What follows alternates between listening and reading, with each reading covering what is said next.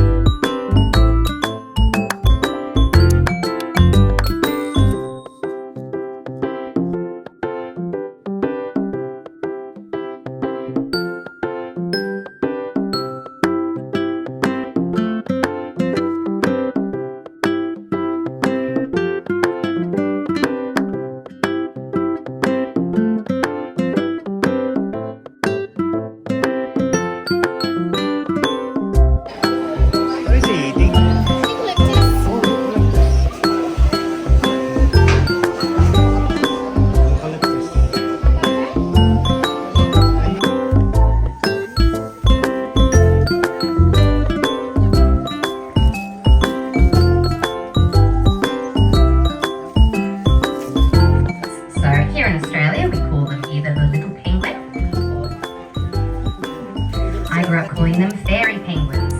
And then over in New Zealand, they call them little blue penguins.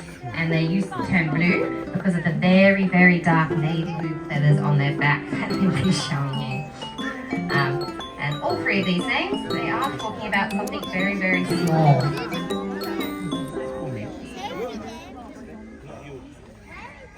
And that is because they are the world's smallest penguin species. No, I'm not kidding you. So I know everyone here looks pretty small, might look like babies to you, but they are all actually fully grown. They're all adults. So they don't get much bigger than about 20 to 30 centimetres in height and don't weigh much more than about 1 kilo or so. So here at Caversham we do have 9 penguins.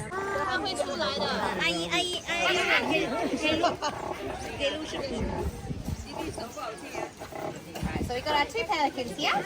The larger male to my left is Storm Boy, and the smaller one is our female Billy. Please eat that. Good girl. Right. So obviously I'm going to be a little bit biased, but I think this is a pretty cool penguin species, bird species. For one thing, they are Australia's largest flying bird, so they can get up to generally about 8 or so kilos. I have heard of very heavy ones getting to 13, so that is certainly a lot of weight to get off the ground, but generally a little bit less. Obviously, really? Is that how it's going to be? Alright, fine. I'll need you to talk about you. So they need a nice big wingspan, so you can see a bit of Storm Boys there, nice and large, obviously to help them get that weight off the ground.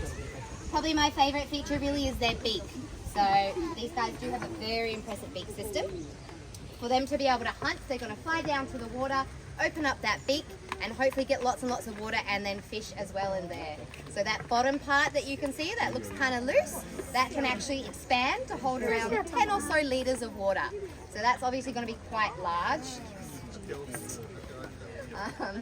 Then the problem becomes, how are they going to eat their fish? Because there's 10 litres of water in their beak and they can't swallow that. They would choke just like we would if we tried to swallow 10 litres of water. So what they can do is use a bit of muscle there to bring it up. But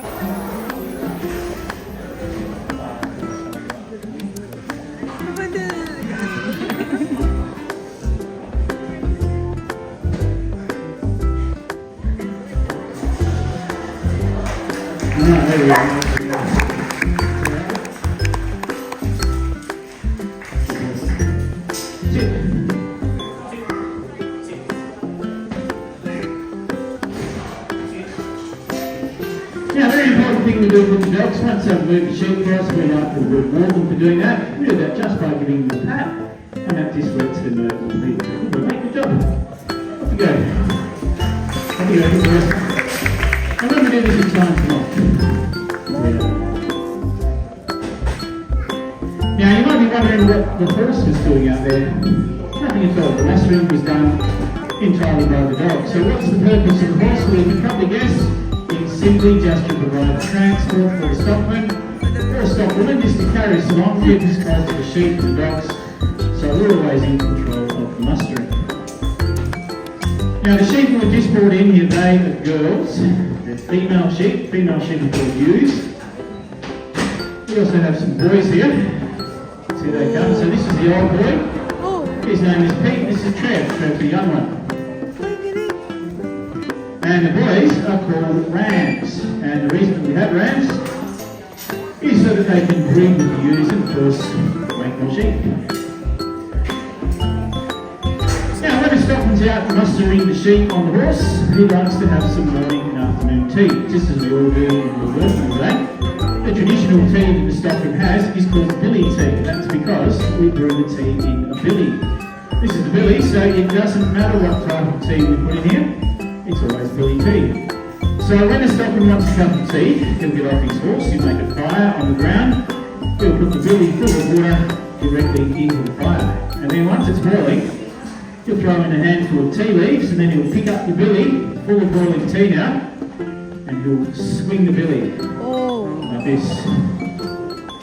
Now swinging the billy is a famous Australian tradition, but there is a practical reason why we do it. When we swing the billy, it forces the tea leaf down to the bottom of the billy immediately. So it's the same force that keeps the water in there.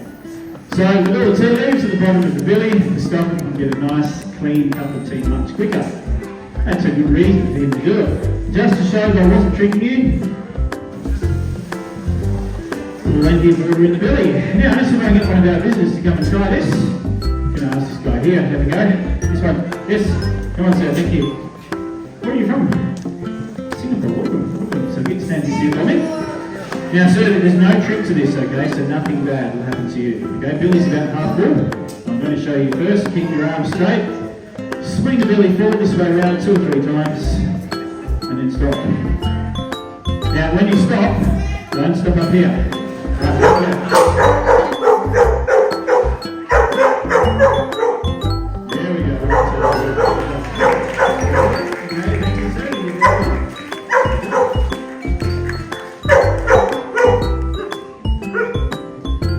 Now sir, I'm sure you noticed that when you were swinging the belly that Albert was barking. When I was doing that. Albert, he is the judge of billy swinging. Now he watches everyone who swings the billy. When he saw you do it, sir, he said, very good.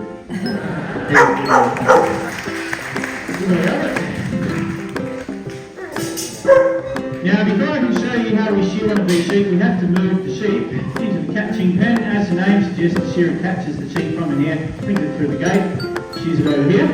Whenever we move the sheep, of course we use our dogs. Here comes another dog. This is Henry. So Henry's very young, just a puppy. He's only 8 months old. And we have 2 more dogs over there. We have Rusty. Rusty is 11 years old and he has a son over there. His name's Arthur. He's 6 years old. There's red dogs over there. Same breed, different colour. So Henry and Albert can move the sheep in. Ready? Come on, Albert. Come on, round.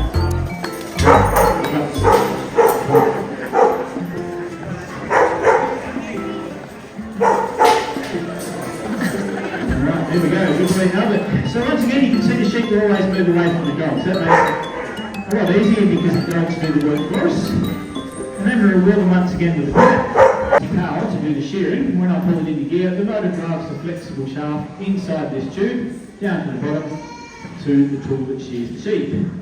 Now this is the tool and it's called the handpiece. So the handpiece has 2 blades on it. Has a fixed blade on the bottom called the comb, and this combs through the wool. And a small blade on the top that cuts the wool off, it's called the cutter, and the cutter moves, as you can see. It's very fast, very noisy, very sharp.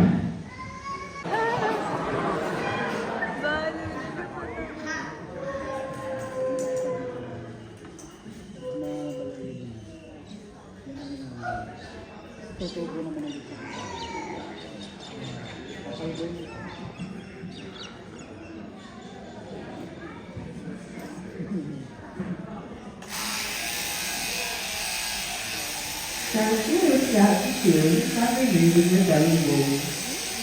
When the belly wool makes it fully loose, it gets separate from the rest of the wool. This is because the belly wall is different processing to other walls. When a sheep lays down on its belly, it picks up a lot of matter from the ground, mainly vegetable matter such as grass seeds and bird and vegetables, and also very much roots in the wall. Now, any emergency sheep shed will be more than just one shearer, usually 4 or 5 working together, and we call them a team of shearers.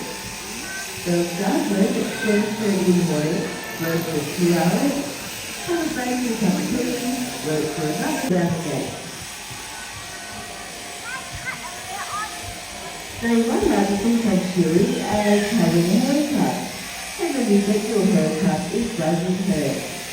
You look neat and tidy for a while, but as your hair continually grows, before long, you'll even have a cut of grey hair to silence the sheep, except we only shear the sheep once a year. This part of the shearing is called the long blow, a blow being a stroke of the handpiece. The long blow is the longest blow shearer can do on sheep. From one end of the sheep to the other, so he can remove a lot of wool very quickly when he does the long blow.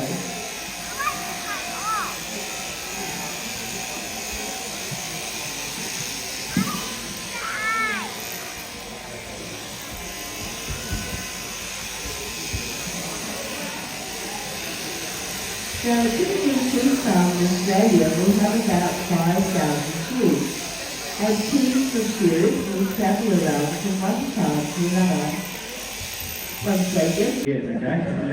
Thank you. Thank you. And I'm going to give you that for you both to share that, okay? Right, now we're going to see who can finish the milk first, the competition. Is that okay? Don't start yet though. Hold on your bottles with 2 hands, hold them up high. Just get ready, but you can't start until I say go, okay? Just get ready, don't start yet. Okay, here we go. Hold your bottles down, everyone. That's it. Hold your bottles down. Away, no squeezing. No squeezing. Right, now remember it's a race, everybody, to see who can finish first. Stop squeezing, buddy. Stop squeezing. Don't squeeze yet. Don't have to squeeze. Mans will get the milk out themselves.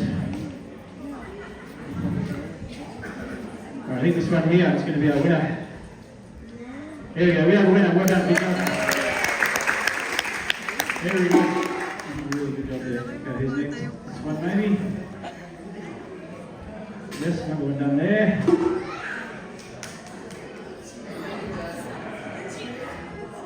Okay, these two can finish at the same time, I think. Lambs are all about 5 weeks old. So there's 2 methods that we use to crack the whip to make sure that we don't. We can crack it over the horse's head, like this. And then the other way we can do it is up and down, like this. And when we do it that way, the whip travels around the side of the horse. Now, if you watch very closely this time, you'll be able to see what makes the whip crack. But this time, I'm not going to make any sound. So no sound. So this is how we do it. We swing the whip forward. To make it crack, we have to change direction with our arm and go back in the opposite direction. So it's forward, and then back. Forward, and back. When we change direction, that creates a loop in the whip. This loop then travels out to the end of the whip like a wave. When it gets to the end, it will flick the end over faster than the speed of sound. So this piece on the end called the cracker, this is breaking the sound barrier, so it's a sonic boom that you hear. Now this is for the adults. Who'd like to be first to come down and have a go at cracking the whip? Who'd like to try this? Not dangerous? Nasa bulsa niya yung anak niya, kaya hindi niya pakawalan. Hindi ko na. Ay, hindi po pakakawalan yan, ma. Baby! Pakakawalan yan. Papa, may baby siya! Baby ko din. Bawal? Ay, meron pala. Sabi ko sa'yo may baby din siya Tempo naman to. Ako naman. Pakainin din yung baby? Ay, hindi. Hindi. Matanda lang? Okay. Ay, nag-ini-snap kayo, nino kayo, Hana?